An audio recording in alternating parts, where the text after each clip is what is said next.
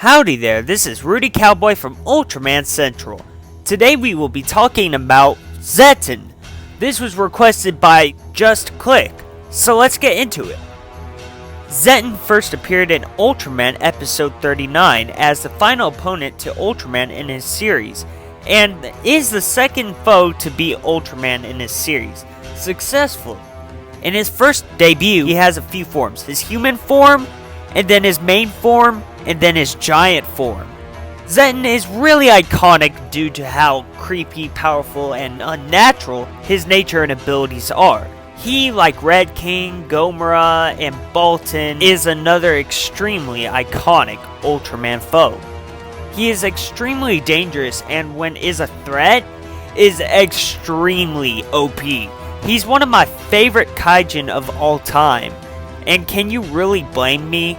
Being the first foe to make an Ultraman faint due to running out of time and being overwhelmed is really a trophy that deserves to be honored more. It's really become mainstream when it comes to the newer series, but when it came to the old series, that was bad news. You knew that monster was trouble. You knew he would be special.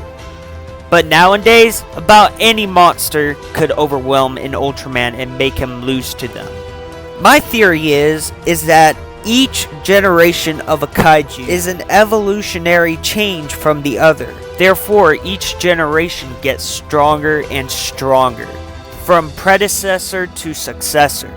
But Zetton kind of proves this theory wrong, because in each later appearance, he's just not the OP Zetton that we know from the original. Well, maybe except for the time he was in Saga as EX Zetton. Now that was pretty OP. Well, hey, that's a theory. A film! In my opinion, the original Ultraman is one of the most powerful Ultramen, and is even more powerful than Ultra 7 in my opinion, because the weapons in his arsenal are almost unlimited. The OG Ultraman never runs out of powers, literally. So to see Zetton powerhouse the cell of the fight over Ultraman limiting what Ultraman and /Or can't do is only something that really no one else can do besides maybe Mephiles. Once you beat the OG, you are OP as heck.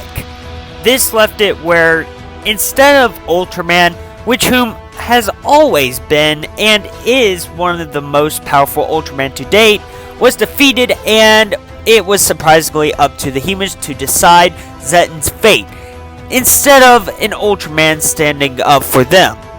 The SSSP makes a special weapon that blows up Zetton, and for once, humanity finally proves they can defend themselves from the threats they've always feared once and for all. Zetton is definitely an iconic standout opponent for the franchise for sure, without a doubt. So if he's that iconic, he must have a whole bunch of variants. And oh boy, a bunch of variants there are. Oh yeah, get ready and fasten up your seatbelts. So what are the variants?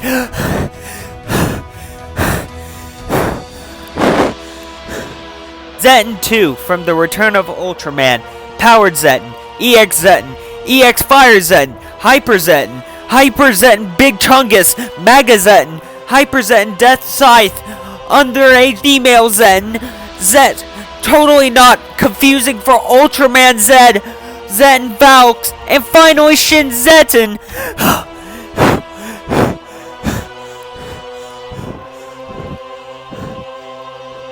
Wait, there's more? The fusions. Zepandin and Pandenium Zetton. And that's all 10,000 Zettons that I have listed. And I have officially lost my mind. I love you all so much, you know that? I really do. I love you all so much that I listed 16 plus Zettons for you to educate a simple, not so simple Zetton explanation that risks so much stress that I nearly died from a stroke. For you all. So therefore, of my own sacrifices, Zetton is iconic for a reason. And I hope you understand why. Because there are too many variants. Holy Christ's sake, wow! Anyways, tell me what you think about Zetton in the comment section down below. I will see you all later.